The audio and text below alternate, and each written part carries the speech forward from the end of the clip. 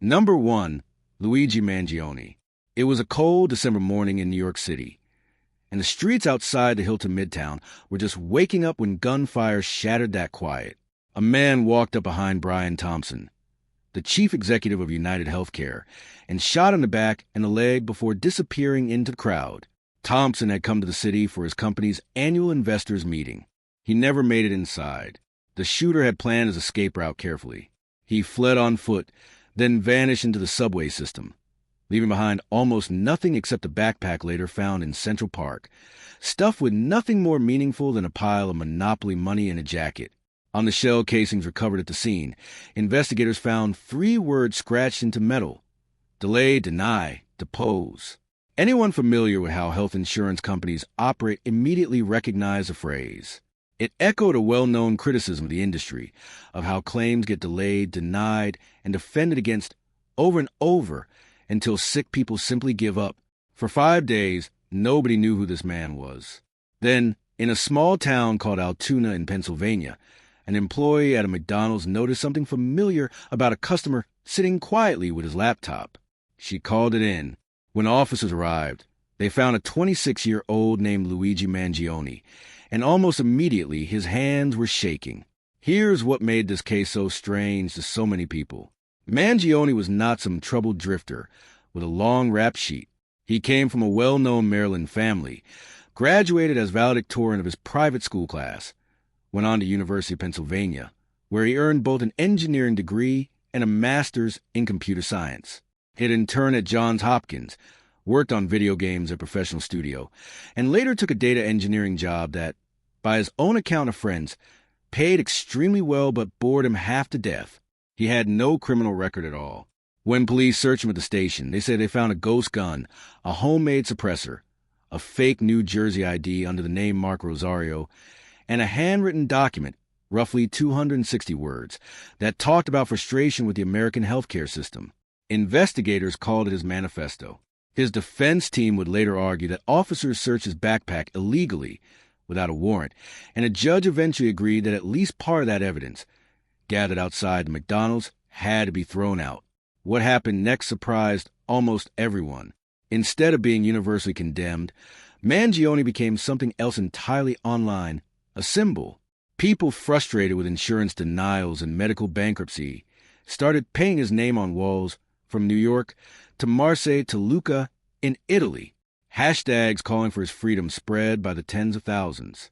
Young people, in particular, viewed him far more favorably than older generations did, and polling showed a real generational split in how Americans felt about what he had allegedly done. Legally, his case has moved in fits and starts. New York prosecutors originally charged him with murder tied to terrorism, but in September 2025, a judge dismissed those specific terror-related counts, ruling there simply wasn't evidence that his actions were meant to intimidate the public in the legal sense required. He still faces a second-degree murder charge in state court, along with weapons and forgery counts, and that trial is now scheduled for September of 2026. On the federal side, prosecutors initially pursued a death penalty-eligible murder charge, but in January of 2026, a federal judge dismissed both that charge and a related firearms count, finding them legally incompatible with the stalking charges he still faces. That federal trial isn't expected to start until January of 2027.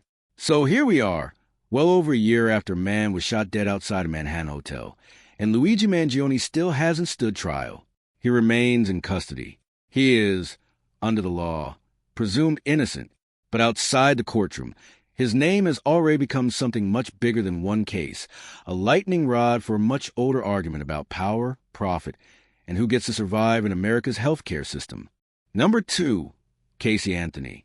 For 31 days, a 2-year-old girl was missing, and the one person who should have been screaming for help said nothing at all. Casey Anthony was 22 years old, living in Orlando, Florida, with her young daughter Kaylee, in her parent home. To the people around her, Casey's life looked a little unstable, sure, but nothing that raised alarm. She told friends she worked at Universal Studios. She talked about a nanny who helped watch Kaylee. None of it was true. On June 16, 2008, Casey left her parents' house with Kaylee. She told her mother, Cindy, that she was taking the toddler to the nanny's, and later said the two of them were heading to Tampa for a work trip. Weeks went by. Casey's car sat abandoned somewhere in Orlando until it was towed. When her father, George, went to pick it up, both he and the tow yard manager noticed a smell coming from the trunk. One they both believed was the smell of human decomposition.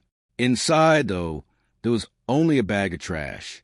It was Cindy who finally called 911 on July 15th, telling the dispatcher that she hadn't seen her granddaughter in 31 days and that her daughter's car smelled like death. When investigators pressed Casey, she claimed a nanny named Zenaida Fernandez Gonzalez had kidnapped Kaylee. Police went to the apartment Casey described. It had been empty for over 140 days. Then they took her to Universal Studios, where she claimed to work, and watched her walk detectives into the building before finally admitting she hadn't worked there in years. Casey was arrested. In the months that followed, an offer of limited immunity in exchange for information about Kaylee's whereabouts came and went and used.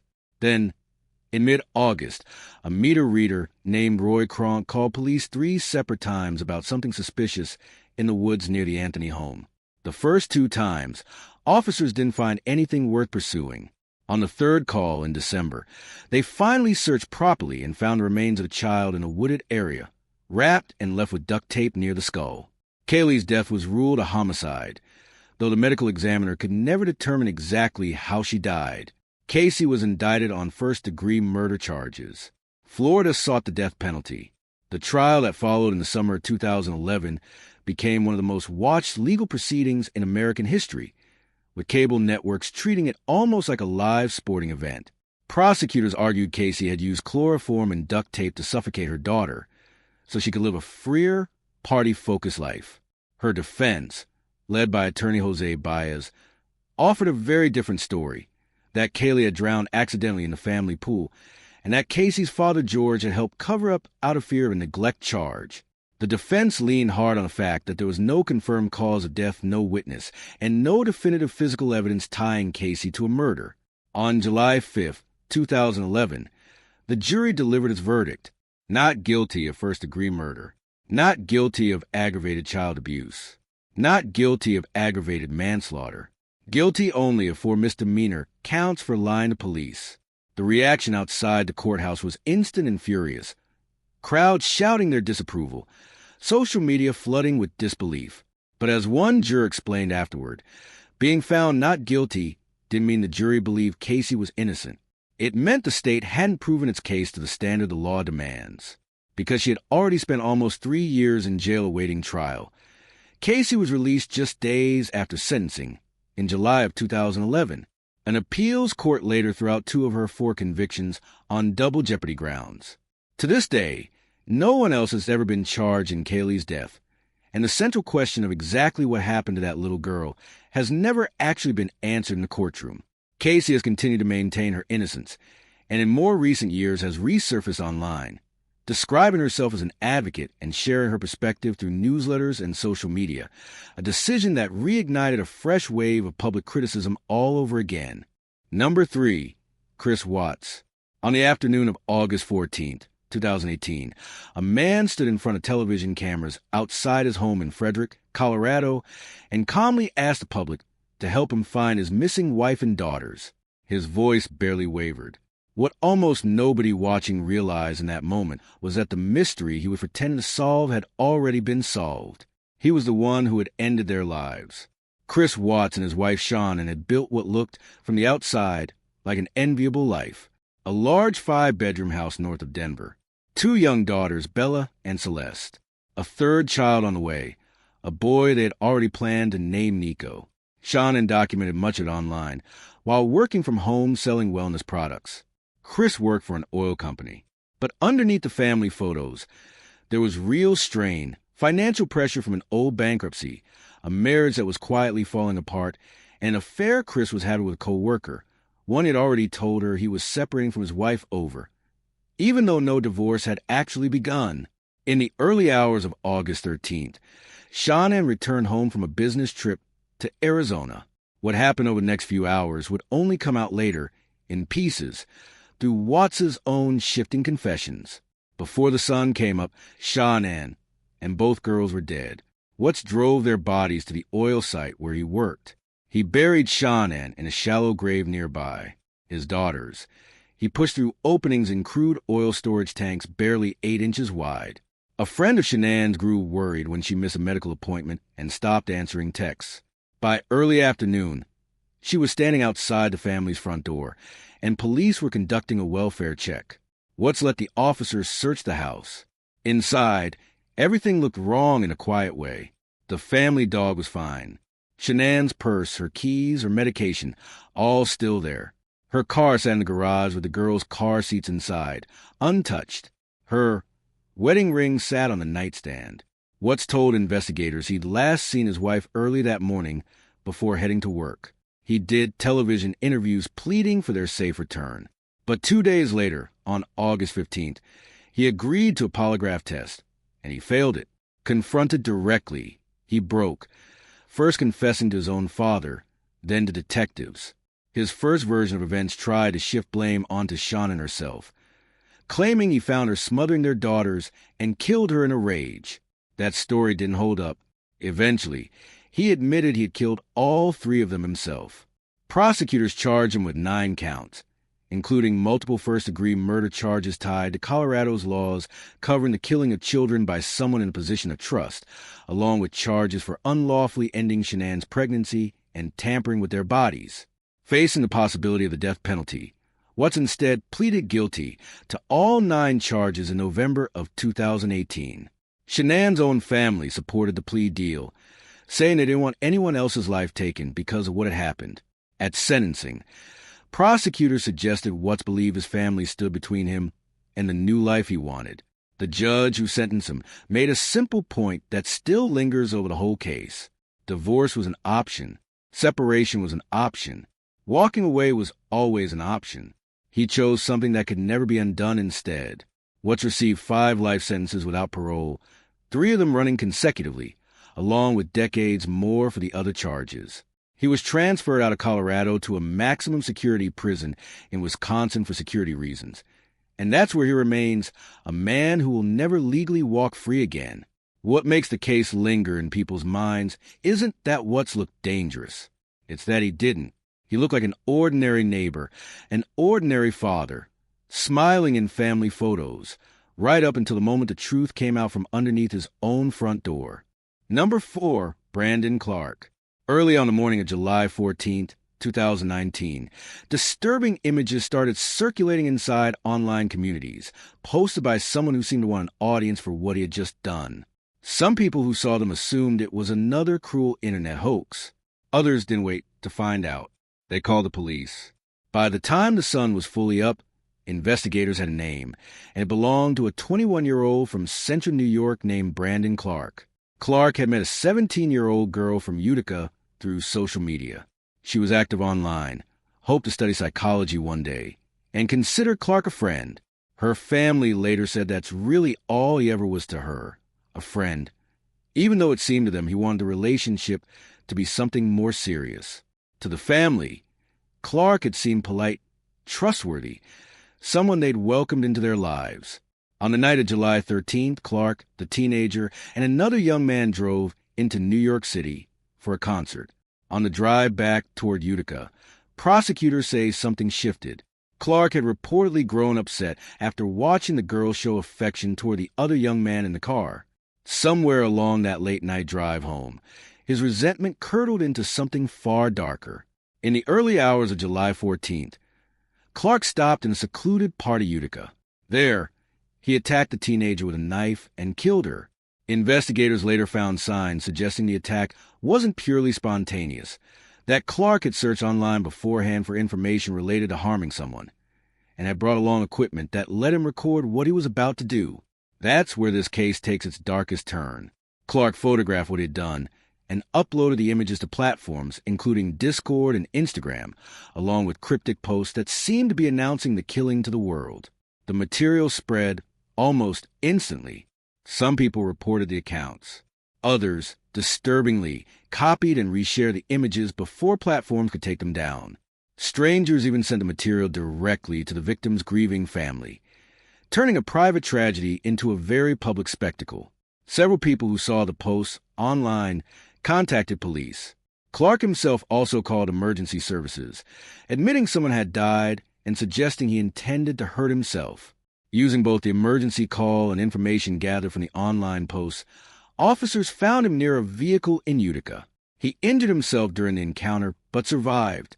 Officers recovered the teenager's body at the scene, along with digital evidence tied to everything he had posted. On July 23, 2019, a grand jury indicted Clark on second-degree murder. He initially pleaded not guilty, but in February 2020, before the case went to trial, he changed his plea and admitted guilt. Months later, he tried to withdraw that plea, arguing his attorney's advice and his own mental health had affected his decision at the time. A judge reviewed the matter and rejected the request, finding it clearly understood what he was agreeing to when he pleaded guilty. At his sentencing in March of 2021, the victim's relatives spoke not only about losing a young family member, but about the ongoing trauma of knowing those images were still circulating online. Clark apologized and said he regretted what he'd done, though the judge openly questioned why. If that were true, he had tried to take his plea back. He received the maximum sentence available, 25 years to life. He appealed again in later years, arguing both that his plea wasn't truly voluntary and that the sentence was too harsh. In June of 2025, New York's appellate court unanimously rejected those arguments, and his conviction stands. Clark remains in prison today, but the damage he caused hasn't stayed contained behind those walls. Years later, copies of the images he uploaded are still difficult to fully erase from the internet, a permanent reminder of how quickly something terrible, once online, can slip completely out of anyone's control. Number 5. Christian Brückner. For more than a decade, one of the most famous missing child cases in the world sat without a publicly named suspect. Then, in June of 2020, German prosecutors made a startling announcement. They believed a man named Christian Brückner was responsible, and they believed the child he took was no longer alive. There was just one enormous problem. He had never been formally charged. No body had ever been found, and none of the evidence against him had ever been tested in front of a jury. The child was Madeleine McCann, a 3-year-old British girl who vanished from a ground-floor holiday apartment in Praia de Luz, Portugal, on the night of May 3, 2007. Her parents, Kate and Jerry McCann, both physicians, were dining with friends at a restaurant just a short walk from the apartment, checking on their 3 sleeping children roughly every half hour throughout the evening. At around 10 o'clock that night, Kate went in to check and found Madeleine's bed empty. The bedroom window and its shutter were open. There was no clear explanation for how a 3-year-old could have opened that shutter from the inside. What followed became, by some accounts, the most heavily reported missing person case in modern history. Portuguese police initially struggled badly with basic procedure, failing to secure the crime scene properly, waiting hours before alerting border police, and letting dozens of people trample through the apartment and the area outside Madeleine's window before it was ever sealed off. Meanwhile, the McCanns themselves became suspects.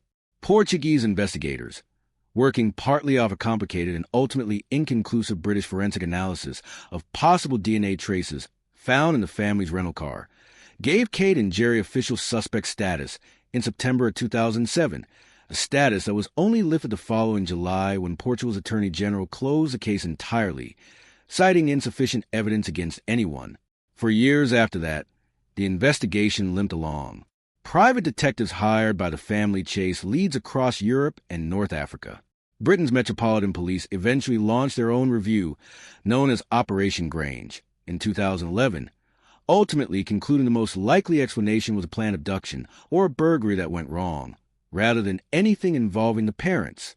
The case only truly shifted when investigators turned their attention to Brückner, a German man with a long history of criminal behavior in Portugal's Algarve region, including previous convictions involving children and a violent assault on an elderly woman.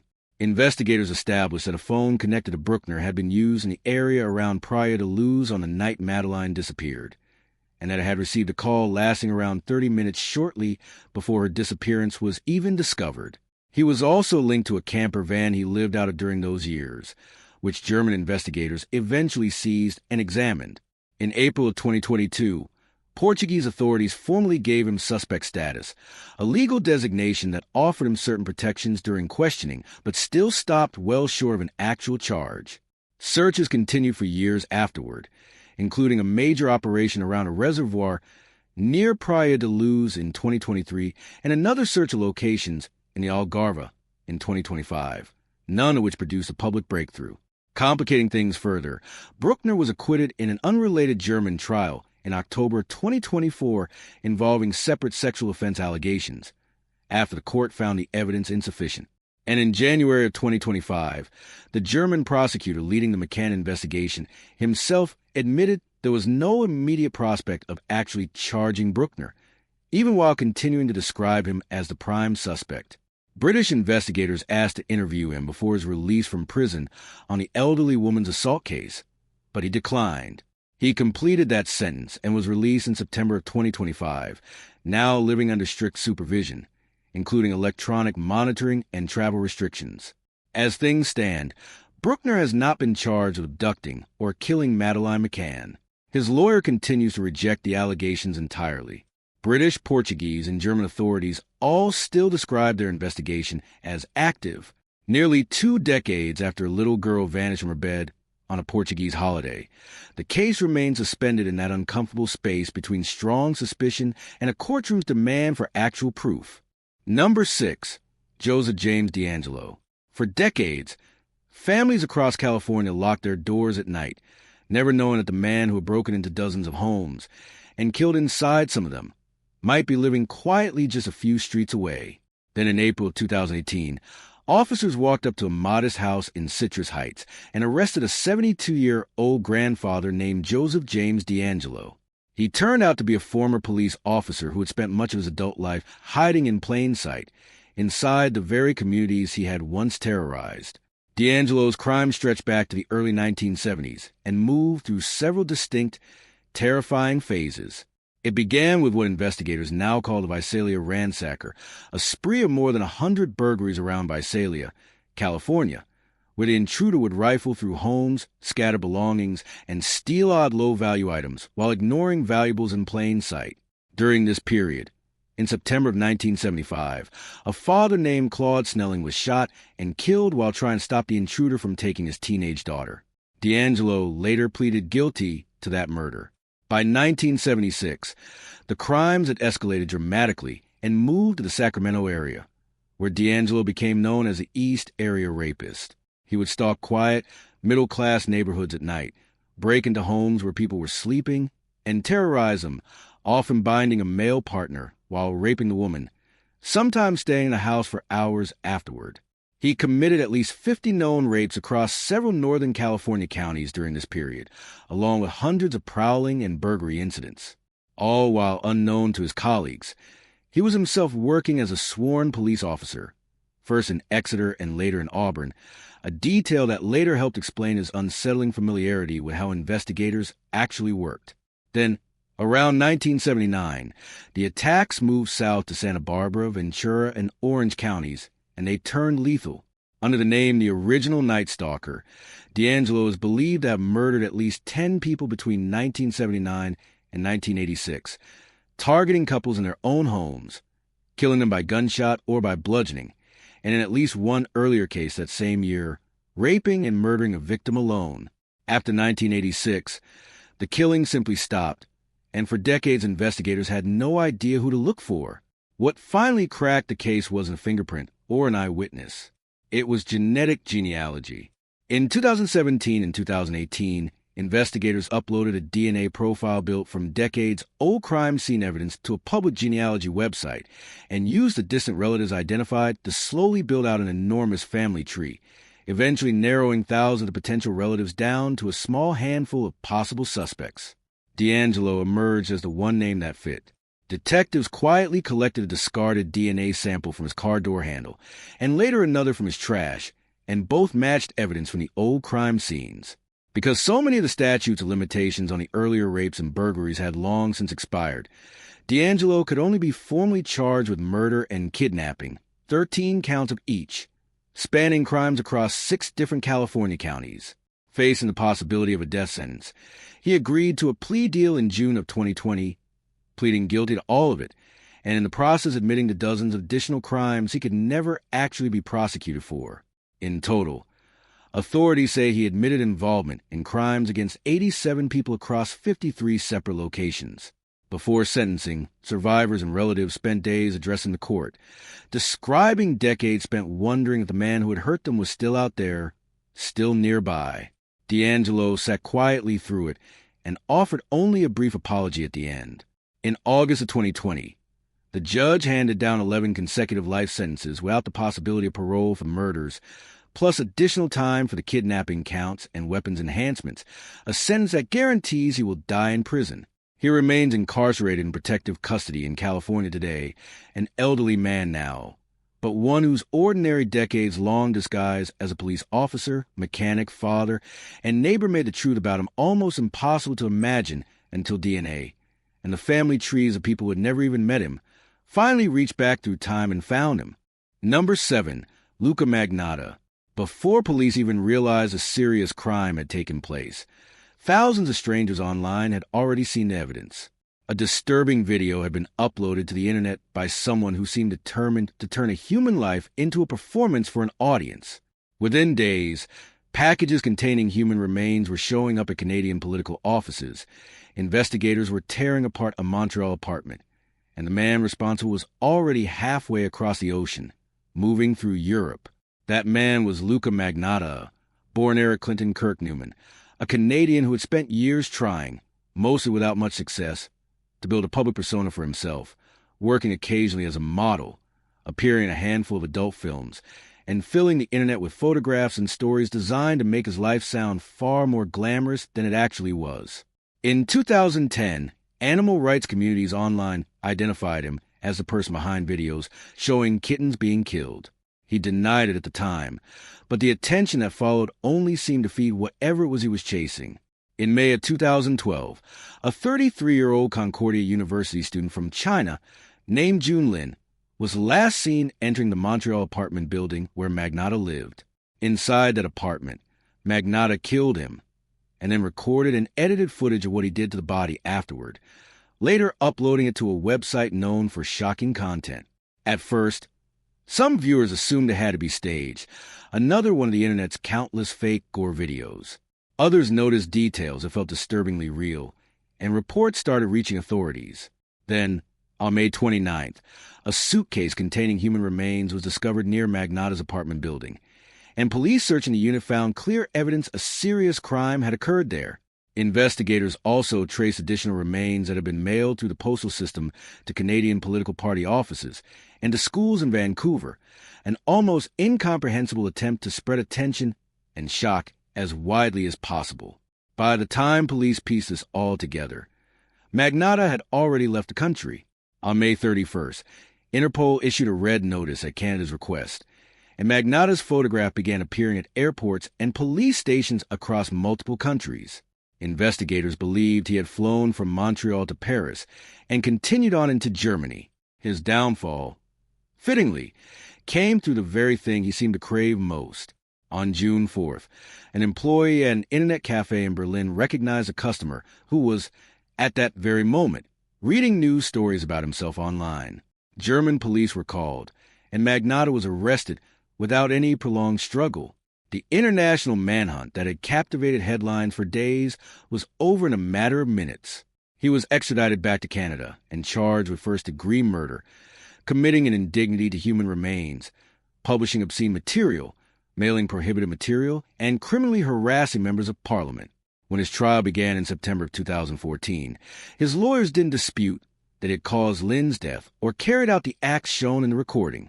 Instead, the entire defense centered on his mental state, arguing he had a long history of schizophrenia and was in the grip of a severe psychotic episode at the time, meaning he shouldn't be held criminally responsible. The prosecution countered that everything about his behavior, the earlier threatening message he'd sent a journalist month before, the careful editing and uploading of the video, the packages, the plane ticket booked under his own name hours after the killing, the escape route through multiple countries, all pointed toward planning, awareness, and control, not a man disconnected from reality. After 8 days of deliberation, the jury agreed with the prosecution, finding him guilty on all 5 charges in December of 2014, including first-degree murder. Under Canadian law, that verdict carried a mandatory life sentence with no chance to even apply for parole until 25 years had passed. He briefly pursued an appeal before withdrawing it in early 2015, letting his conviction stand. Magnotta remains incarcerated today, now held in a medium-security institution after his classification was later downgraded. He won't even be eligible to apply for parole until 2037, and there's no guarantee it would ever be granted. What makes his case so unsettling isn't just the brutality of what he did. It's that online communities had actually identified him as dangerous years before the killing through those earlier animal cruelty videos, and that his entire crime seemed built, from beginning to end, around an audience.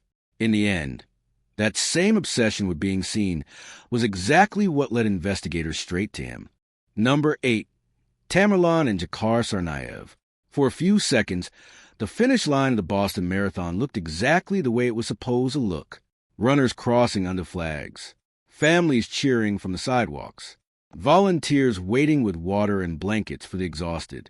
Then, within seconds of each other, 2 explosions tore through that scene, and in an instant, celebration turned into chaos. 3 spectators were killed. Hundreds more were injured, and an entire city found itself searching for 2 men caught on surveillance cameras carrying backpacks through the crowd just moments before. Those 2 men were brothers, Tamerlan and Dzhokhar Tsarnaev, who had come to the United States with their family in the early 2000s and settled in Massachusetts. Tamerlan, the elder brother, was a legal permanent resident who had once hoped for a boxing career. Dzhokhar was a naturalized citizen and, by 2013, a 19-year-old college student who most people around him described as easygoing and sociable. There had actually been one earlier warning sign. In 2011, a foreign government had told the FBI it believed Tamerlan was becoming radicalized and might be planning to travel abroad to join extremist groups. Agents interviewed him and members of his family at the time, but found no evidence of terrorist activity, and without further cooperation from that foreign government, the case was closed.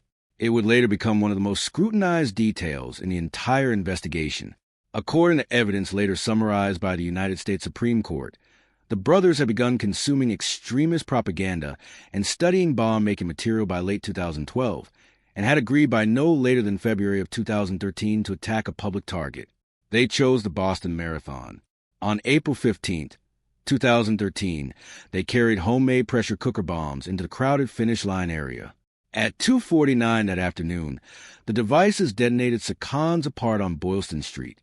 In the chaotic aftermath, the brothers slipped away, and investigators were left combing through an almost unimaginable amount of evidence, more than 3,500 individual pieces gathered from 12 city blocks. Before police released clear images of the actual suspects, amateur online sleuths on sites like Reddit had already wrongly accused several innocent people, including one missing college student whose family was subjected to threats and public suspicion for no reason at all, a grim early warning about what happens when online speculation moves faster than actual evidence. On April 18th, the FBI finally released real surveillance images of the 2 men. Friends and acquaintances quickly recognized them, and the brothers, realizing the net was closing, didn't surrender. Instead, that same night, prosecutors say they traveled to the MIT campus and killed a police officer sitting in his patrol car while trying and failing to take his weapon. They then carjacked the driver at gunpoint, forced him along with them, and reportedly discussed pushing on to New York to continue their attack before the driver managed to escape at a gas station and alert police. Officers traced the stolen vehicle to Watertown, Massachusetts, where a chaotic gun battle broke out in the early hours of April 19th, with the brothers firing at police and throwing explosive devices, while terrified residents sheltered inside their own homes. Tamerlan was shot and tackled by officers during the fight. As Dzhokhar fled in the stolen SUV, he drove it directly toward the officers and his own brother, running Tamerlan over in the process. Tamerlan died from his injuries shortly afterward. Dzhokhar abandoned the vehicle and vanished into surrounding neighborhoods. What followed was one of the largest manhunts in American history, with much of the Boston area placed under lockdown, while thousands of officers searched door to door. It was a resident checking his own backyard, after the lockdown had already been lifted, who noticed something unusual under the tarp covering his boat. Inside, wounded but alive, was Dzhokhar Tsarnaev. He was taken into custody that evening. Federal prosecutors charged him with 30 separate crimes. At his 2015 trial, his own lawyers didn't dispute that he had taken part, instead arguing that his older brother had been the dominant, radicalizing force, and that Dzhokhar had simply followed his lead. Prosecutors rejected that framing entirely, describing the brothers as willing partners in a carefully planned attack. The jury convicted him on all 30 counts and, during the penalty phase, recommended death sentences on 6 of them. He was formally sentenced to death in June of 2015. That sentence was overturned by an appeals court in 2020 over jury selection issues, then reinstated by the United States Supreme Court in March of 2022, and litigation over alleged juror dishonesty during the original trial continues even now. As of today, Dzhokhar Tsarnaev remains incarcerated at the federal Supermax prison in Florence, Colorado, his death sentence still formally in place while that legal fight continues. Tamerlan, of course, never stood trial at all, having died during the very manhunt his own actions set in motion. Number 9, Morgan Geyser and Anissa Weier. The morning began the way countless childhood mornings do. 3 12-year-old friends walking into a wooded park after sleepover. Only 2 of them expected to walk back out.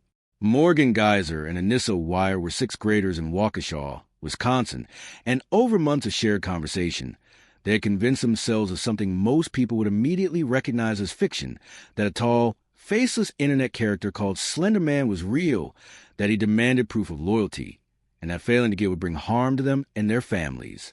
What started as an interest in creepy internet stories slowly hardened, in their minds, into genuine belief, and that belief eventually curdled into a plan to kill one of their closest friends, a girl named Peyton Lutner, in order to prove their devotion. The attack itself had actually been discussed for weeks beforehand. The girls had considered carrying it out during the sleepover itself, then abandoned that idea over fear of making noise. The next morning, the 3 of them walked together to a nearby park. Even then, the 2 hesitated over exactly how and where to do it, before eventually convincing Peyton to follow them deeper into trees under the pretense of a game. There, Morgan stabbed her 19 times while Anissa stood nearby and encouraged it. Believing she wouldn't survive, the 2 girls told her they would go get help, and then simply walked away, leaving her alone in the woods. Peyton survived anyway. Badly injured, she managed to crawl out of the wooded area to a nearby path, where a passing cyclist spotted her and called for help. She underwent emergency surgery and lived. Meanwhile, Morgan and Anissa kept walking, reportedly believing they could reach a national forest hundreds of miles away, where they imagined Slender Man's mansion would be. They didn't get far. Police found them walking near a highway just a few miles from the park, with the knife still in Morgan's backpack. What followed in their interviews stunned investigators. The girls spoke openly about Slender Man, about their planning, about believing the attack had been necessary, not as some kind of game, but as something they genuinely believed had to happen.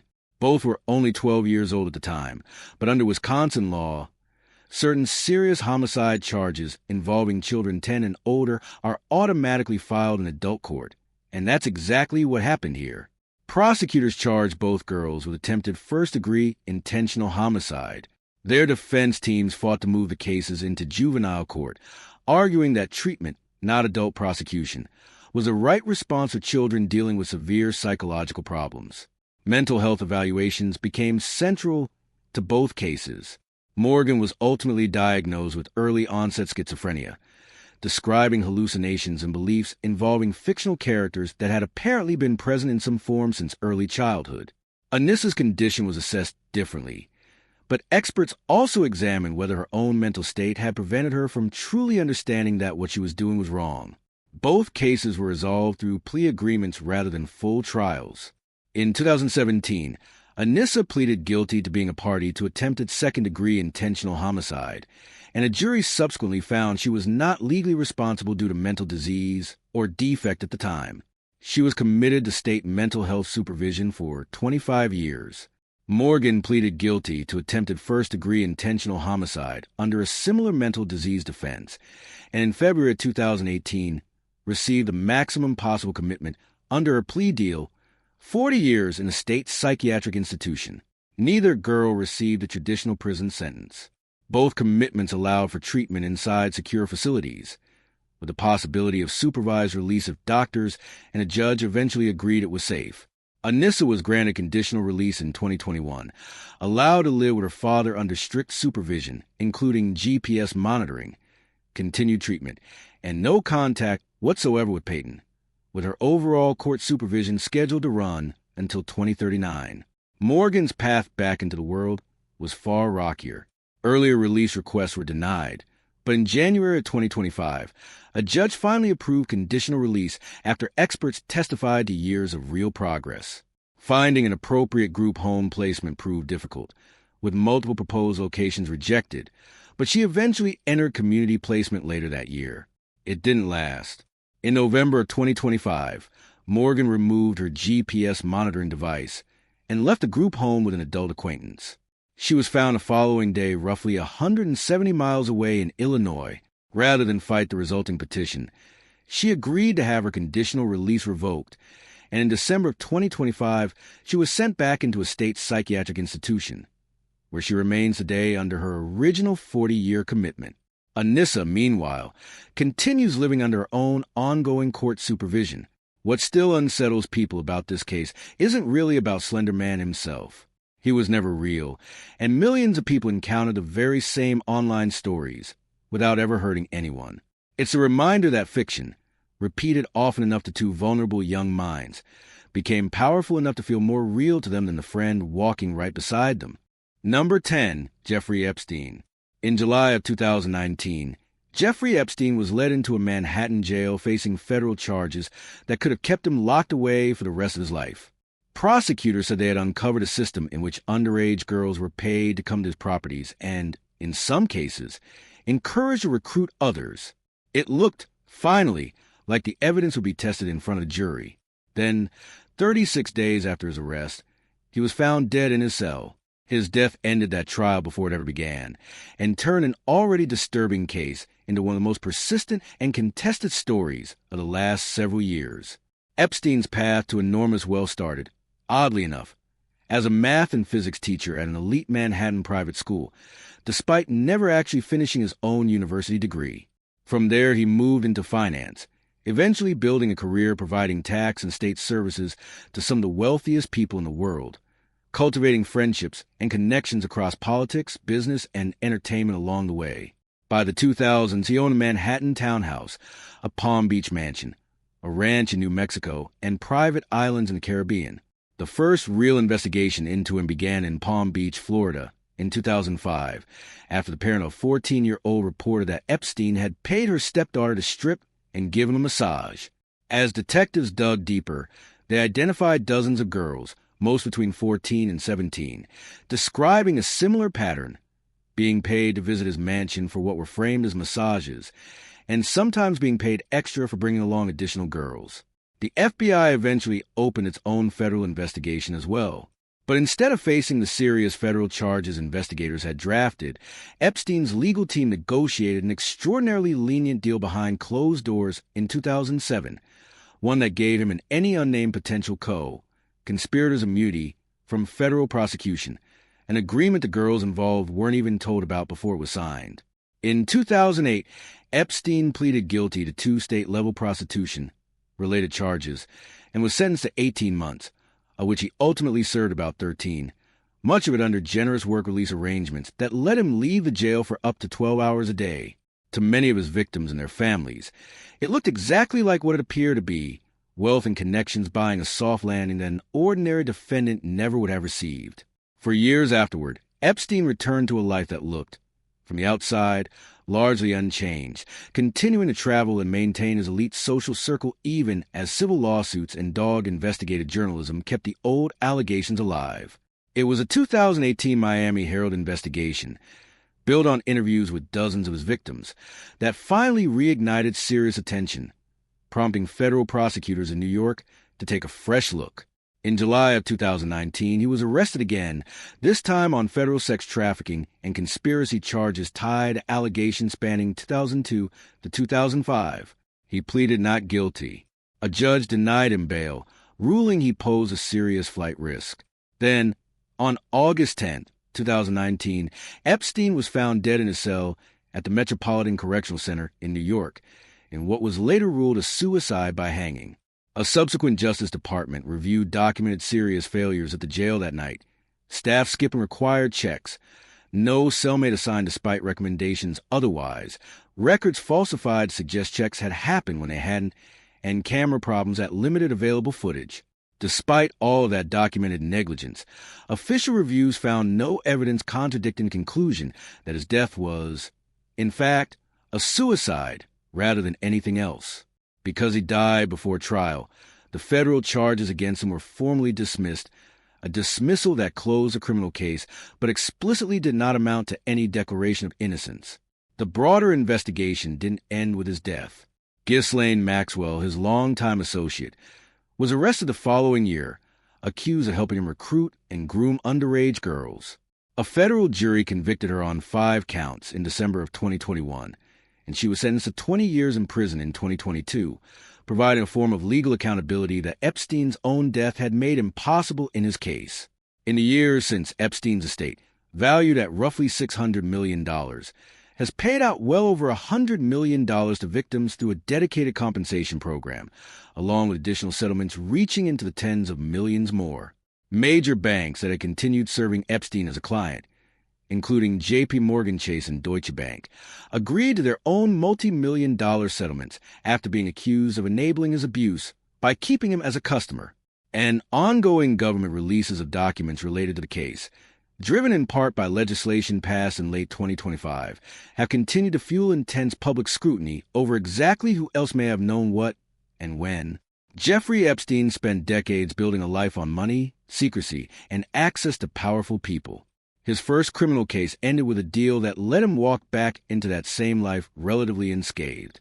His second ended before a jury ever got the chance to hear the evidence at all. What lingers, even now, isn't only the question of how he died in that cell. It's the much larger question of how so many earlier warnings were overlooked, how his operation was allowed to continue for so long after his first conviction, and how a man already known to authorities managed to stay surrounded by wealth and influence for as long as he did.